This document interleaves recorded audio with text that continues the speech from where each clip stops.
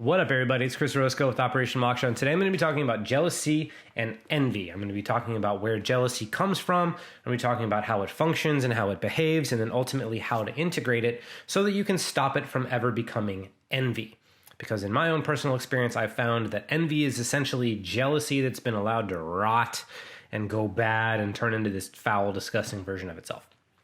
And so because of that, I should probably preface all this by saying that this is all based on my own personal experience of jealousy and envy and me overcoming them and how that all worked. So it's all basically based on my own personal experience. So take it with a grain of salt, take what works and leave what doesn't. So I like to look at jealousy as a projection. And what I mean by that is when you see somebody that you're jealous of, you're essentially seeing somebody embody a part of you that you keep repressed. Let's say somebody has a whole bunch of money. The part of you that could go out and make a whole bunch of money sees them, and depending on whatever you tell it, its state of health, how it exists, all these sorts of things, it will project its own view of what it would take to get money or what kind of person would get money or whatever the thing is onto that person. So if you repress your desire to get money by saying that having money is bad and all these sorts of things, then you will very easily be jealous of this other person and say that they're a bad person and they shouldn't have what they have.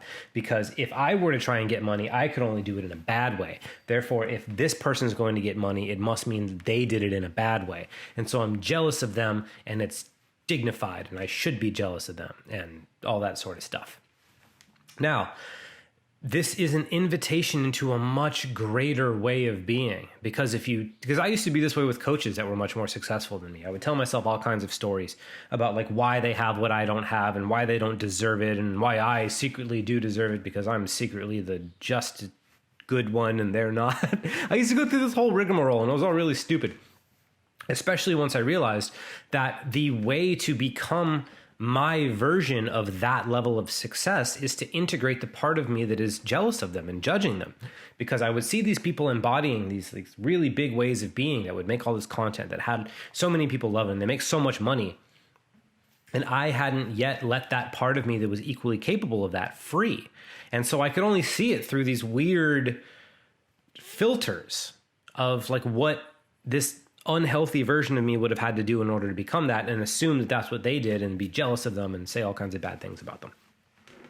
Or at least to myself. I had tried not to talk too much shit, even though I will admit that I did that sometimes. Now, it's an invitation into a way of being, because when you integrate the part of you that resonates with them, you realize that it was just your own negative view of this thing that had you look at this person negatively. Even if they are doing stuff out of integrity, you don't necessarily have to judge somebody. You can say, hey, that's not really for me. But if that part of you that would do that is integrated, you can still love them and understand where they're coming from, but just choose not to be anywhere near it.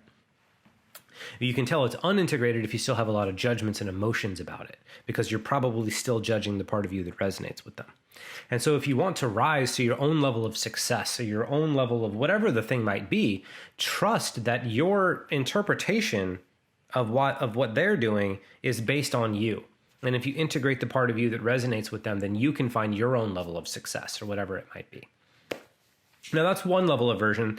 There's another element of jealousy that I want to talk about. And it's a kind of like possessive jealousy, like where we have with our romantic partners a lot of the time, where it's like you think that somebody else is going to come and take your girlfriend or take your boyfriend or take your partner or whatever it is.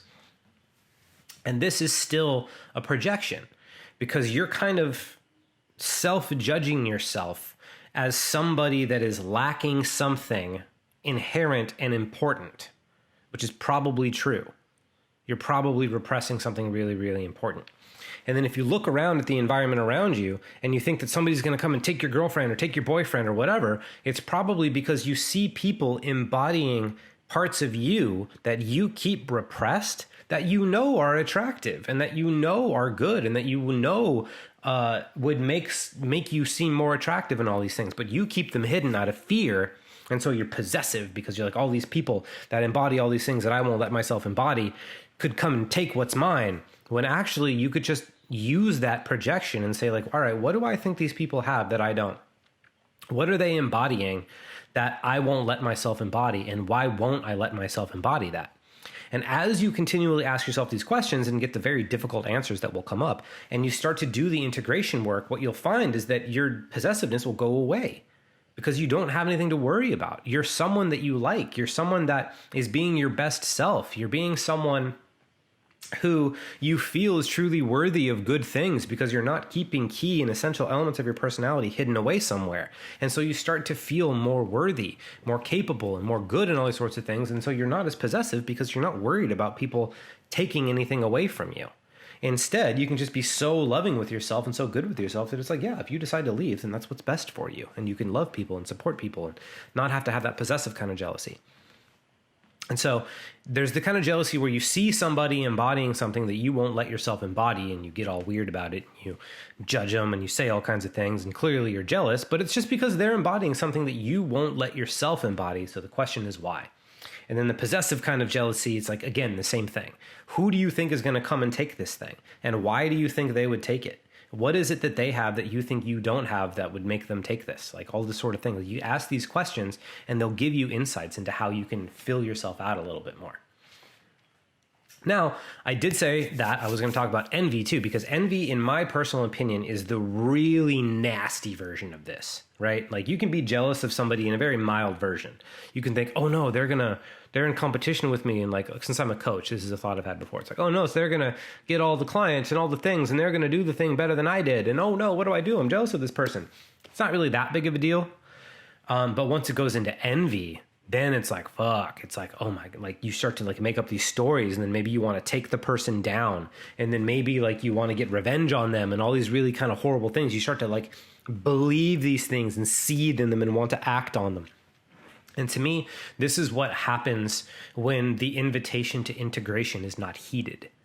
When you have this projection that some other people have, maybe something that you don't have, and instead of facing the potential truth of that, or at least the emotional truth of that, and being willing to face the uncomfortable emotions behind it and integrate whatever wisdom and meet whatever needs need to be met and all those sorts of things, when you either don't want to do that because you don't think you should, or you're entitled to having whatever you want, or you're just straight up too afraid to look, or you're at a point in your life where you don't have the awareness to know to look, what can happen is you can, like, if you think that other people have things because their life is better for some reason, or they're better for some reason, you're just inherently disadvantaged, that can grow into a kind of hatred, a really kind of like seething, like the world is against me, the world is unfair, everybody has these things because blah, blah, blah, blah, blah, not because they're embodying things that I won't let myself embody, but because the world's against me. And then you start to get into envy, and that's where jealousy or not jealousy, but that's where revenge and all these really terrible, it can lead you down a really dark path.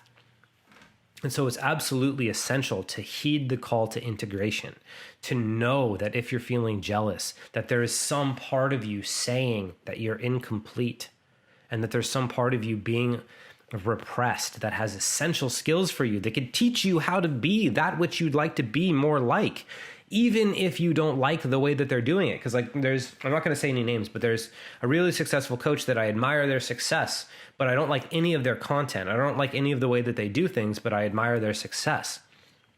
And so it was easy for me to project on them that like, oh, you don't deserve your success because you're not doing XYZ, blah, blah, blah, blah, blah, blah, blah, blah, blah, blah. And so in order for me to integrate it, I needed to integrate the size of their being, which is what I was jealous of, and I needed to integrate that, but I never needed to become like them. And that's the gift of integration. Because you may be jealous of somebody who's out of alignment with you. And if you were to actually try and be like them, it wouldn't be in alignment with your integrity, of your sense of self, and all these sorts of things. And that's the beautiful thing about integration work, is as you integrate the part of you that resonates with them, you get to look at what works and what doesn't. And you get to take the things that work and leave the things that don't, and become like them in the ways that it's good to be like them, while also being different from them in the ways that it's good to be different from them. And that is the beauty of integration. It allows you to say, what do I like about this person? What's triggering me about this person? What do I seem to be so drawn to? Why? What am I resonating with? And then what do I need to leave behind? And if you ask those questions, you will become the best version of yourself that you possibly can. And you won't experience jealousy anymore. And you'll have all these parts of you that used to kind of be mean to you and make your world a little more dim and a little less enjoyable. Suddenly they brighten it up and they make it that much better. So jealousy and envy are an invitation into the best version of yourself that you can possibly be. if you're willing to face the uncomfortable emotions underneath of all of that. So if you are experiencing this, you need help with any of this, let me know. I'm taking personal clients right now. I've got another thing I'm going to be doing real soon. And if you have questions, let me know, because this is really good stuff. You can change your life pretty quickly. And the best thing is you can have people, you can use these things, these inspirations kind of, to help you be the best version of yourself possible and be like everybody that inspires you, but in your own way. You can kind of create your own little avatar and just really just custom make your being this way. And it's really fucking beautiful. So if you want help, let me know. And that's it. So I'll see you next time.